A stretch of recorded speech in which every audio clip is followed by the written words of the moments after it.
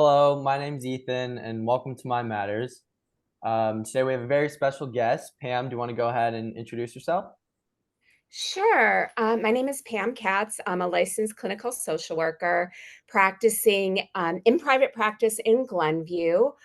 I've been practicing in general for over 25 years at this point. I started off as a school social worker for 15 years before venturing into private practice. And within my practice, my niche is pretty much anxiety disorders, OCD, body focused repetitive behaviors, and ADHD. That's great. So, the topic for today's episode is really going to be body focused repetitive behaviors, and we're going to be covering that in three segments. So, the first segment will be kind of like what are body focused repetitive behaviors. The second will be kind of the clinical approach towards treating them. And then at the end, we'll do a segment about how we can all do better as a community to address this issue and, provide support to those who are dealing with body focused repetitive behaviors. So I'd like to start off with a question like, what are body focused repetitive behaviors and some of the symptoms associated with them? Yeah, so body focused repetitive behaviors, it's a cousin to OCD. It's not OCD though. And with body focused repetitive behaviors, the most common ones that people are familiar with are trichotillomania, which is when people intentionally are pulling out hair, excoriation disorder, or skin picking disorder. A lot of times people think of cheek biting, excessive nail biting, nose picking, thumb sucking. Those are all part of the BFRB world. Mm. So, are they? Go ahead, Kabir. Sure. Oh yeah, I was just gonna ask. So these behaviors seem like they would be classified under the category of self-harm, right? And they seem like they might have some potential long-term negative consequences. So I was just wondering, like, why do people engage in these behaviors, and like, is it conscious, subconscious, or some mix of that? All right. So you asked a lot of really great questions. So the first part is I'm going to talk a little bit about differentiating about body focused repetitive behaviors from self harm behaviors, because although they might appear similar, they are quite different from each other.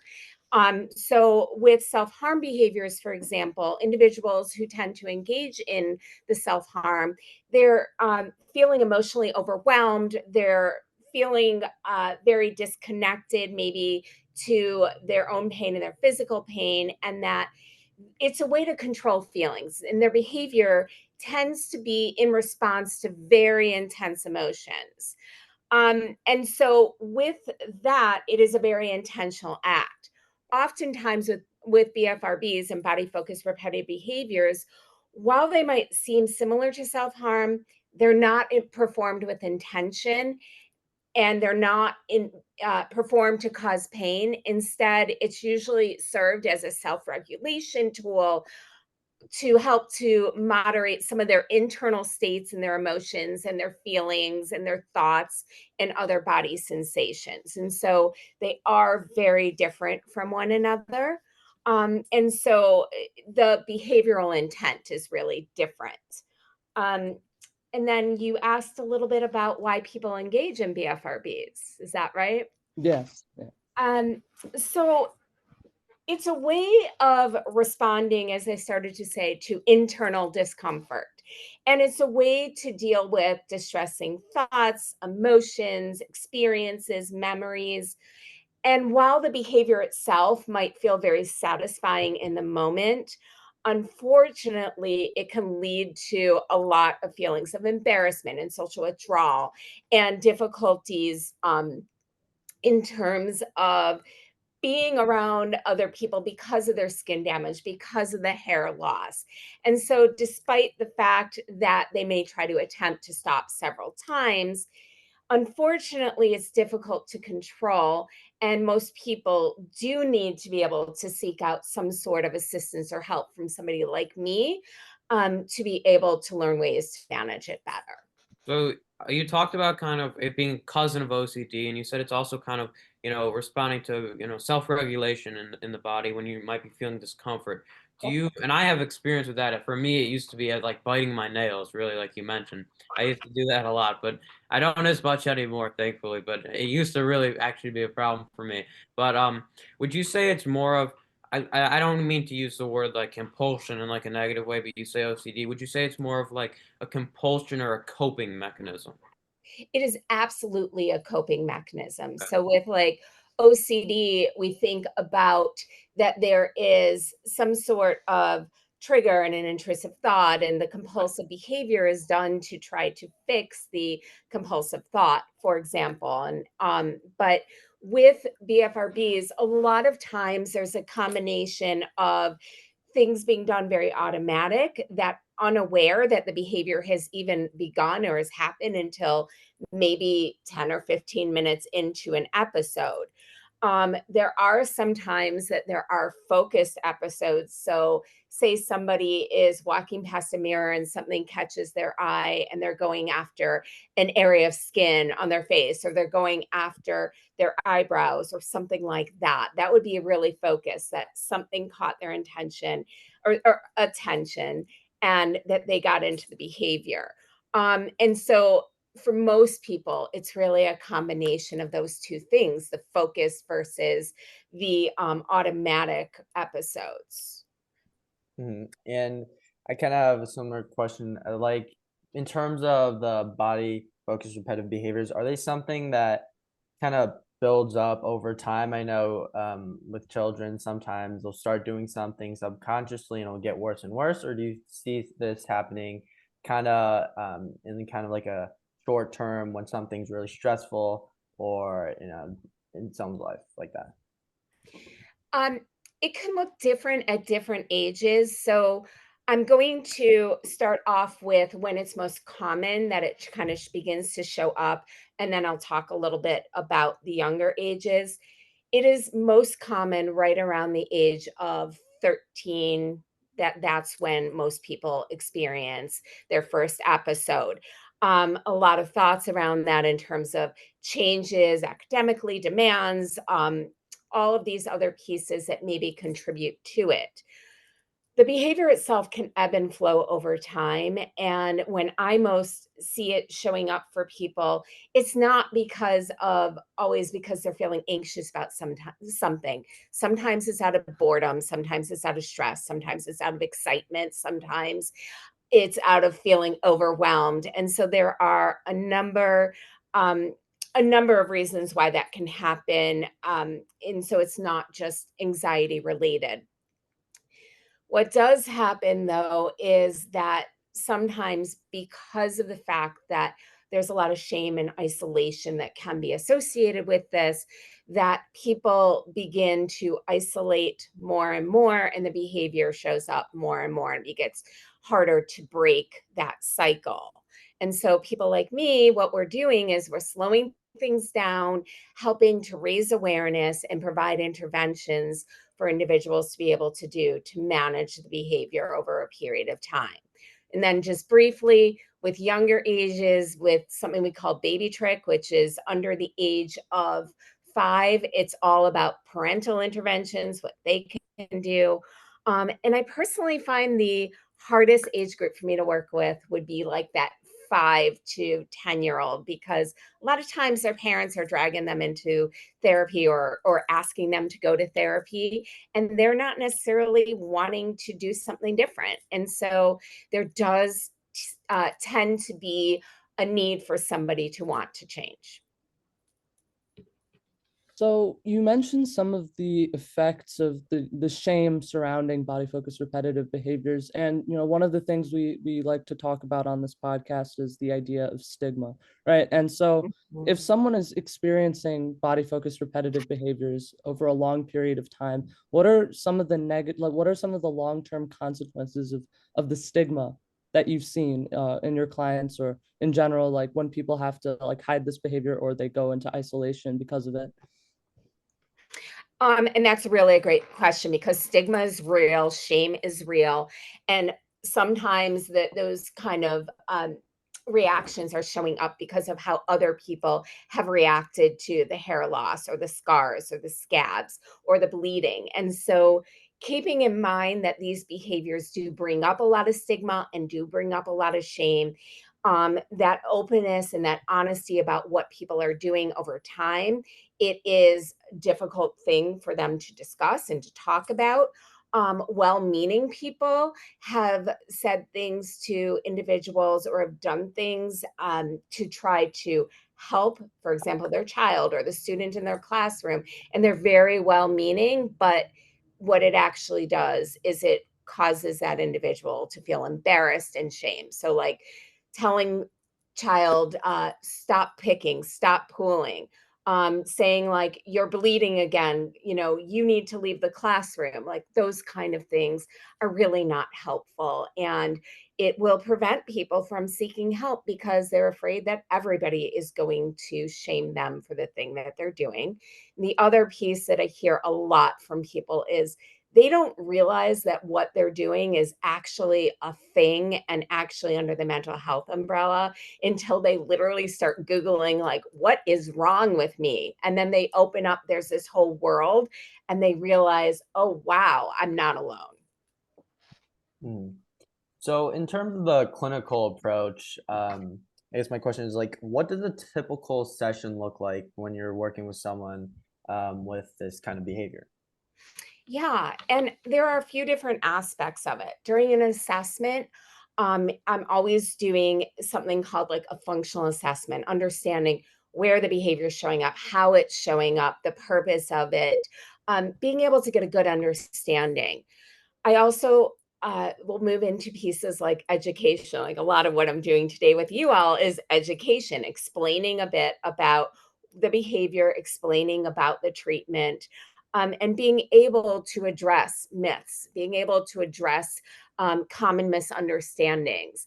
And then, of course, moving into the preparation, being able to come up with an agreed upon plan of how are we going to address this? What's it going to look like? And so part of that preparation is reminding people that even though this behavior may ebb and flow throughout their lifetime, treatment works, and learning strategies to better manage their behavior, it works. And so education and preparation is not always just limited to, like, for example, a high school student. It may also involve educating the parents on the do's and the don'ts. It might involve, here are some things to express to a teacher so they know how to better manage the situation in their classroom and not embarrass the student.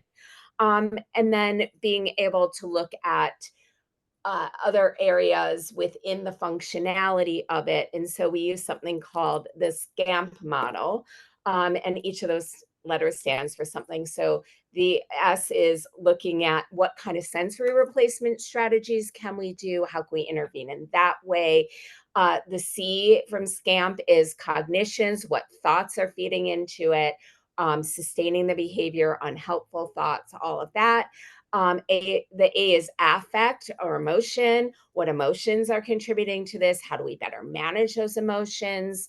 Um, M, motor. How does your hand get there? Like, let's have that awareness of how did that hand start in that place? It's not uncommon. For example, I'm leaning on the armrest and then the P is place. Are there common places this is going to happen mostly? And do we need to intervene there? And places might be my bedroom, the car, two really big ones, the bathroom, another really big ones. And so understanding that.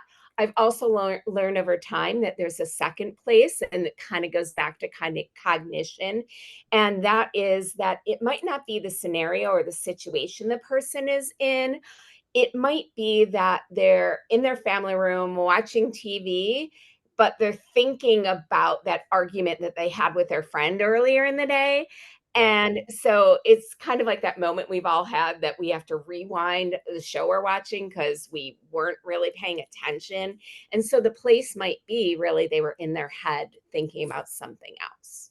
And so through that, we are understanding everything that's going on and coming up with strategies to intervene. And then there are a couple of other things we do too, something called blocks, things that might make it harder to engage in the behavior. So you were talking about a detailed description of the SCAMP model, right? Sensory, cognitive, affect, motor, and place. I was Yep. just wondering, like, how do you introduce this system to new clients? Like, do you introduce all 5 components to them at once, or is it like a gradual process where they learn like the sensory component and then the cognitive, or like how does that layout look? And that's a really great question, Kabir. I'm glad you asked that because during the educational part of explaining, like, here's what we're going to do. And I go through the SCAMP model and we've assessed all of those areas. I'm typically intervening with them in multiple areas each session. And the reason why is this behavior is a complex behavior. All of those factors go in to the behavior at different degrees for different people. And so it's important that we are addressing it at multiple levels throughout the treatment. And so it is, down and dirty. We are getting right to it and we are starting these pieces. My job in my office is to teach these pieces, to strategize. Client's job is after that 1 hour a week in my office, they have all that time between sessions to do the homework and to practice these strategies outside. Mhm. And I'm sure this process, it's definitely could take a while. How do you measure like progress or like do you have any like benchmarks in terms of, getting rid of these behaviors or at least making some type of progress? So it depends on the individual client because part of my initial assessment is what are your goals for this?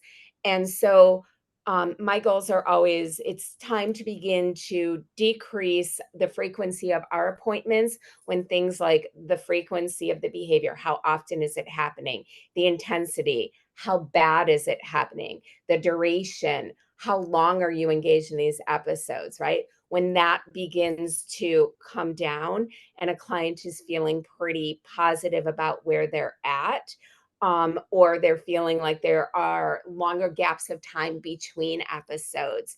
And so those are some indicators that ready to begin to back off a bit on the therapy and put time and space between appointments to see how a client's doing. And then, of course, the other aspect is that reminder of there are going to be lapses. There are going to be times that the behavior might show up again. How do we handle those lapses and how do we get back to using the very strategies? And so, what the tough thing is for a lot of people to understand is with a behavior like this, it is so treatable and so manageable, yet it might be something that ebbs and flows throughout their life. Yeah, I just kind of wanted to ask a question that kind of pertains to me a little bit because I alluded to before that I used to have a pretty big problem like biting at my nails and picking at my nails and things like that. And for me, it was really when I had like trouble focusing. I would get really frustrated with myself when I couldn't focus and I would pick at my nails. Although it was very destructive, I would say it did help me focus in some ways. And when I was trying to stop, it was kind of like a balance. So sometimes, this can be multifaceted because you said it is coping for something. So what does like a meaningful outcome look like where a person can, is it, 100% where a person can completely get rid of, their behavior and not have, and replace like the coping strategy to whatever they're dealing with. For me, it was focus. For someone, it could be something else, but is there a balance or is it 100%? What does a good outcome look like? A good outcome means it really is about minimizing the damage, right? A good outcome is about being able to increase that awareness so like, oh, I know what's about to happen. Maybe I should have these strategies in place because I know that I'm going to be required to focus for a period of time and I'm going to make sure that I'm going to do this so I'm not biting at my nails. So then I also, for I think like the first 22 years of my life, I was a terrible nail biter, like to the point that I would bleed. And some point in graduate school, I decided to address it. And I've got to be honest, like there are still times I go after my fingernails when I am really stressed or upset about something. And I also notice that not a day or not an hour goes by that at some point I don't notice my hand like resting right here, like in ready position. And when I notice that, I don't beat myself up. It's like, oh, thanks for that message. And I move my hands and I might do something like squeeze my hands together, or I might pick up a fidget with it, or I might squeeze the armrest on my chair. Like there are very different things. And so part of it is that awareness that this behavior, I'm in a danger zone. And I'm going to ask you, if it's not too personal, what helped you to do something other than bite your nails when you needed to focus? So for me, I would say, um, well, for me, it was really focusing on things that I wasn't, interested in. I think it was more pushing myself to, I guess, I don't, it's a tricky question, right? And, um, I would say I focused really on doing like other things that are not as, destructive, like maybe having a fidget in hand or something like that. That's not like it used to be when I was having a trouble, like having fidgets in class was like not acceptable. So it made it a lot harder. And, that's something that, and it wasn't like distracting to anybody. So that's sort of a grievance I have, I guess. But, I think now fidgets would be the most helpful for me because I was Right. able to do something that kept me, occupied and I think that was the biggest help, definitely. Yeah. And I know that that is a common problem that a lot of students face, that teachers look at some fidgets as toys, Yeah. not as being a valuable tool for some individuals. And so I will talk with clients about, I call them wearable fidgets, right? Like a rubber band on your wrist, right? Like that's on your wrist. That's always something there that you can twist and play with, or on a hoodie, those fun little strings, right? You could be twirling those. So having things that are pretty nondescript, that can be a helpful piece too. Yeah. Mhm.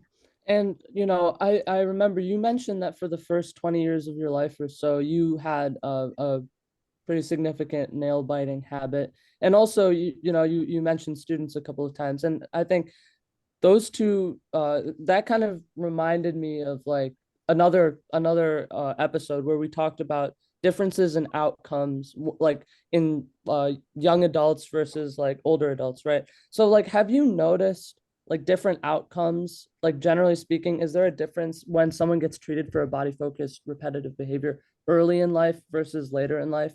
Like how much more difficult is the process at a later age, or just general outcomes?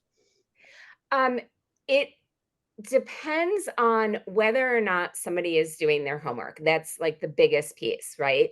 Trying and implementing and using the strategies. That's how they're going to progress the best. The other part is like when I have somebody who's a bit older, they're typically saying to me, I can't believe I didn't look for this kind of treatment much sooner in my life. I wouldn't have had to deal with it as long. A common time that I find that a lot of students are very interested in learning how to better manage the behavior is right at the end of high school. I don't want to do this throughout college, right? Like, I want to be able to go to college without missing patches of hair or without scars on my skin. That's a really common time. The other indicator is if it's that person's idea to come in and get help for themselves. If they're being forced in and they don't want to be there, I can't make anybody do something that they don't want to do. So, readiness is very different than motivation. So, the way I explain the difference between the two, motivation is I decide I'm going to work out, I go to the mall, I buy a new workout outfit, I get new gym shoes, and then I don't go to the gym. Like that's motivation, right? Going and buying those things. And then readiness is actually doing it. Readiness would be showing up at the gym, going to exercise classes and working out. So that readiness piece is big. So Mm. you mentioned, it's best when people want to get help, obviously, right?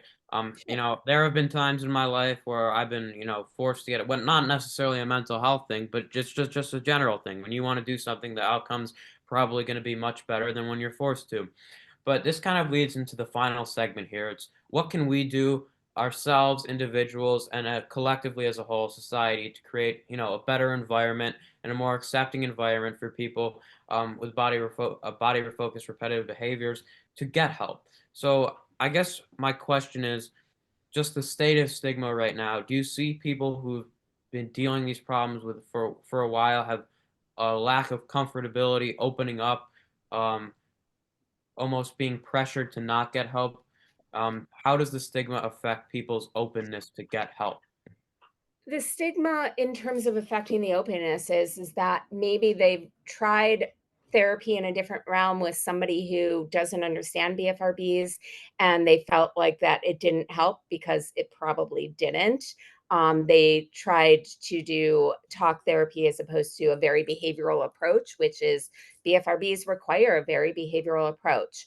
I think that doctors in general can be better about knowing and understanding and having conversations with their patients about what's going on, as opposed to lecturing them and saying things like, you're going to cause a skin infection if you keep doing that. It's not a very helpful piece.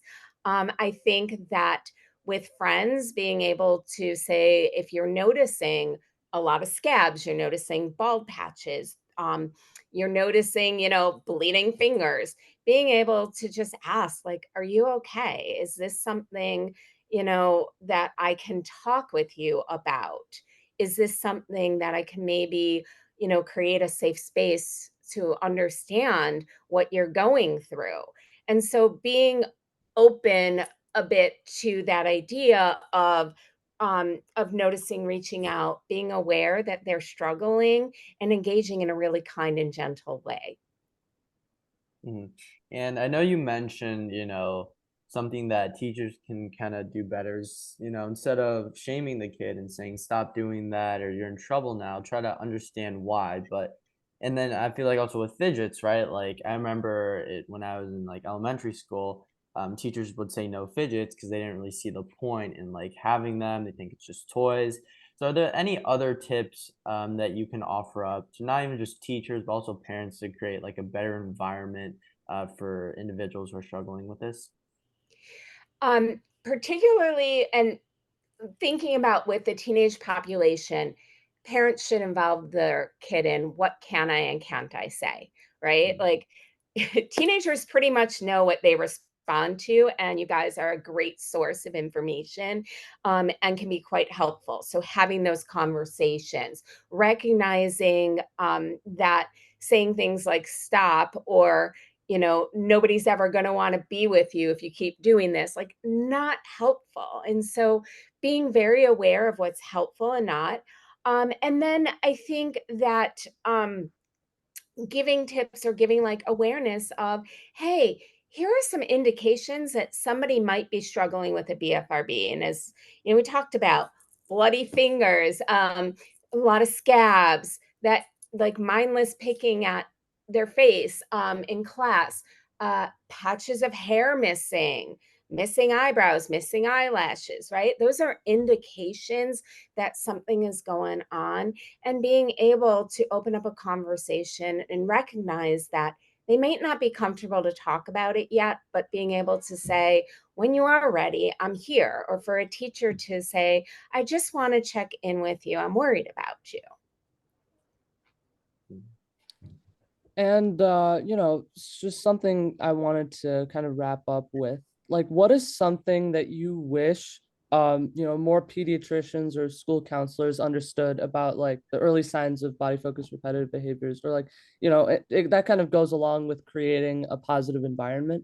But like in general, like what are some tips you have for those people about how to address that earlier? As I was mentioning before, for doctors to open up a conversation with their patients as opposed to lecturing them about the damage that they're doing, not so helpful. I think that's a big one. I think in terms of other things, as we were talking about, like some of the signs, there are a lot of visible signs that can be apparent. Things that are not helpful is treating a BFRB like self-injury or self-harm, and being able to recognize that there are different intentions behind it, not uncommon when a student is engaged in actual self-harm behaviors that a school might do a risk assessment. Well, with a BFRB, they're really not at risk of harming themselves at all in that sense. And also not sending students home because they're engaging in a BFRB in class. I've seen that, unfortunately, one too many times, and having to be on a phone call with a school counselor and saying, like, here's what's going on, and you need to stop sending them home. And the other part would be, and going back to like with fidgets, right? Having your parent advocate for you and send a note to the counselor or that teacher and saying, like, hey, I need to talk with you about here's what's going on with my kid and here's what's helpful. How can you help my kid by allowing this in the class? So engaging the teacher in that conversation. Yeah, that's a great point. Hopefully, a lot of school people, watch this episode because I think, now that I really haven't thought about it till you like brought that up. Like, I really think out of all the mental health issues, there's probably like the most lack of understanding for this. Like when you think about the worst thing you could do is send a kid home for that and make it feel like it's their fault. It's really something people need to think about more. But in more of a positive light, I guess we'll end off with the last question here. What excites you about the field for research for BFRBs? What's something that's going on in the next year, 5 to 10 years? What are you excited about? What do we have to look forward to? That is also an awesome question. So, one of the challenges with this behavior is currently, in terms of medication, like psychopharmaceuticals, there isn't an exact medication at this point for treating BFRBs. However, I say yet because there is a lot of research being done to figure out what medications can help. Typically, medications that are prescribed are things that are more secondary to a BFRB, like depression, anxiety. And so that's usually how medication wise how things are treated. I think also the awareness that this is a behavior that happens more frequently in our society is getting more and more therapists trained. And that is actually one thing that I do with a few other therapists. We train other therapists in terms of working with individuals with BFRBs. And so I think I'm excited to see more therapists being aware of this. And the other part is like that I am also just like excited about in terms of what I like seeing moving forward in the future is in general in the world of mental health that people are more willing to seek treatment, are more willing to accept help, more willing to talk about what's going on with themselves. And I truly think that podcasts such as your own that's really geared towards a younger population can be a great benefit. Yeah, Mhm, thank you. for We sure. try and we always say that we all our goal is to always help one person with each episode. So hopefully, if it's a parent or a school administrator, someone who can see this and you know help somebody maybe change the way they look at body focus repetitive disorders, the way they recognize it gets better. So we hope it helps. Yeah. Mhm. And just like a resource for people out there too. Um, so it's called Trichotillomania Learning Center, but there is actually a website. It's bfrb.org, and that is anything and everything that people can start to look at regarding BFRBs if they are seeking help, has support groups, has information resources, lists of providers to be able to get connected. Perfect. Mhm. Yeah. We'll include Well, that yeah. in the description then, right? It's Mhm. good. Yeah. Yeah. Yeah. So it was a pleasure having you on, Pam. I think we covered a lot of ground. If you don't mind, do you want to mention like where you're located and how someone could contact you? Sure. So I'm located in Glenview, not far from the Glen. And best ways to reach me would be email, which is uh, P, my first initial, Katz, Katz, my last name, 13 at gmail.com. Most people initially reach out to me by email, some by phone, and that's the best way to reach me. All Perfect. right. Well, my name's Ethan, I'm Ben. I'm Kabir. and just remember, your mind matters.